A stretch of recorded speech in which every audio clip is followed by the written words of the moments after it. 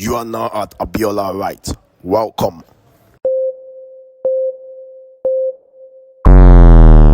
Hi there, thank you for joining me on today's episode of Abiola Writes. In my previous video, I did mention I'll be making videos as this, from time to time in helping us better position ourselves in accessing global, regional, and domestic opportunities, and also effectively organizing human resources in attaining organizational effectiveness. So basically, this is what Abiola Writes is about, unlocking human potential in advancing individual and organizational progress. So founder and director of activities here. I go by the name Toib Aziz Apiola, and I'm also called the CV writing gen. So basically, what I want to be talking about today is what I increasingly come across in writing over 100 CVs locally and internationally. What I've seen is that people, fresh graduates just entering the employment markets with so-called little job experience, or people just moving from the informal self-employment world into the formal employment world. They have this sort of gap in their CV, and they have this challenge in establishing a perfect CV. A CV is meant to be chronological, your years of experience with little gap. So I'll be telling us how to navigate this, from the angle of a fresh graduate and also self-employed and informal employment. So for a self-graduate, what you can actually do is that rather than seeking for what you do not have, you can actually look through the job description of the job role you're applying for and try to see some of the instances, the skills required. You have actually utilized them in some areas of your life or some events that you've established. Let's say that the job you'll be taking, seeking networking skills like organizing events in your school. You have to reach out to funders, supply them with your proposal, and also keep in touch with them from time to time. So that's a very good example of putting in for the experience that is lacking, and also you can go this way. Although this could take time, you look at the area where you want to gain employment, the market, and specific job role, and you start working towards the different experiences that are being demanded, skills, and over time you apply for the jobs. So we have spoken about, writing CV as a fresh graduate, just navigating the formal employment world. Now we want to talk about, coming from informal employment or self-employment. And this type of CV writing is a bit, tricky in the sense that you've not got enough formal experience work, and also that you could have gap in your CV that doesn't help for, chronological CV. So left for me, I would advise that it's left for professional. And this is one of the type of CVs that I like writing, but irrespective, it could still be done by self here. So what you would have to do is that you go basically in the way that you want to write a fresh, CV. You want to take a holistic inventory evaluation about yourself, your work experience over time, your skill set. Also, now take account of the job you're applying for. I'm talking about the job responsibilities. You be putting them side by side. You are trying to make comparison. So you want to select for what is in your own experience and skill set here that matches with what is being requested for. You want to be honest as much as possible with this, and it does help that there's a sort of relatedness between what you're applying for and what you've been doing in your life. Like let's say you're applying for a construction work where you've been doing interior decoration, and it sort of relates, so you can easily tweak it. But I always say that there's no skill that is wasted. There's always a way to tweak things that it relates, even for works that are not really that related. But this is not what we are really talking about here. Yeah. So now is that once you are able to establish that comparison, assessing the job responsibility and some of the skills and experience that you'll be needing, and assess it yours, and tally them together. Now you want to start writing the CV, as a fresh one. So what you would normally start with is your professional profile. So the professional profile, it tells the recruiter in summary, about yourself, what you've been doing and skills you've got, and how, what you've been doing relate with what the organization you're applying for does, how your own mission connects with the mission and vision of the organization, and also, the culture and values and some other imperative criteria important to the organization. So you are writing the professional profile, the professional summary, and you want it to be your best, this is where you would, write it, communicating everything you've done, your achievement over time, and how it relates with what the organization does, and want to make it as catchy as possible. This professional summary must entail what they would later read in the CV.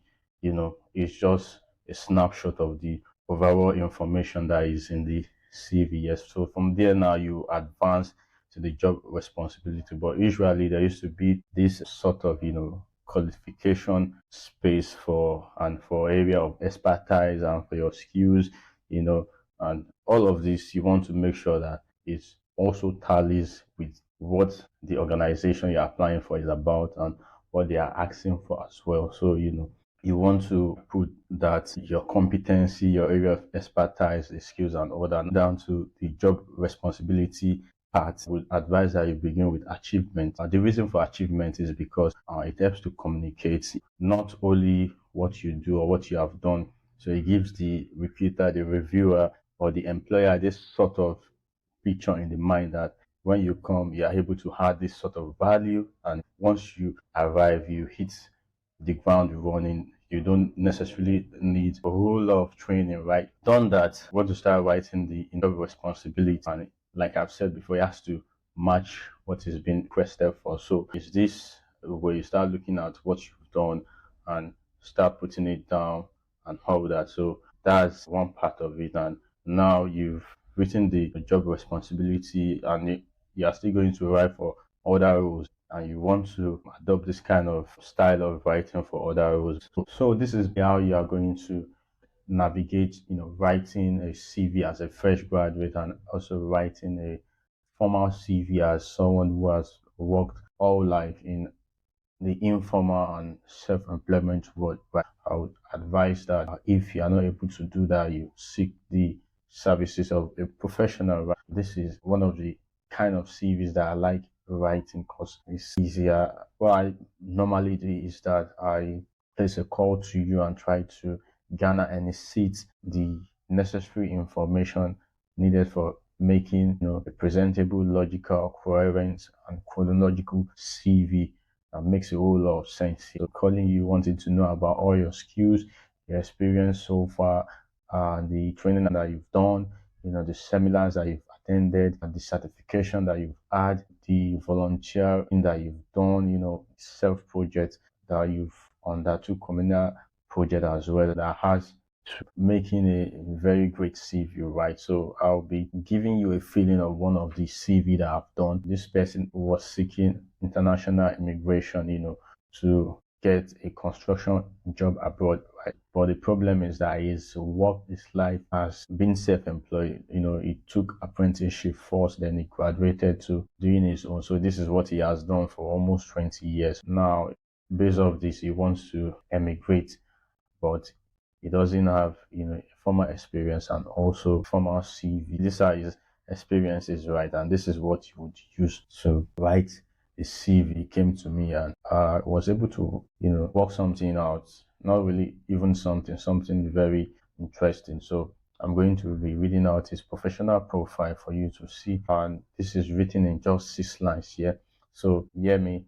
An expert and detail-oriented interior designer with over 20 years experience of creatively transforming interiors of buildings and working with construction teams to establish beautiful, serene, and durable structures, ensuring required facilities, infrastructures, and abode. Versatile and endowed with great communication skills and diverse knowledge, hence easily get along with co-workers, lead and persuade teams to action, energetic, hardworking, experience with procurement, management, sales and marketing, business as regards construction, and can be handy in construction execution, seeking construction roles where my qualities can help with achieving construction. This gives a snapshot of his life, his skills and experience, and what he's done over time, and also what he's seeking, right? It talks about his 20 years experience and the skills that he has, not only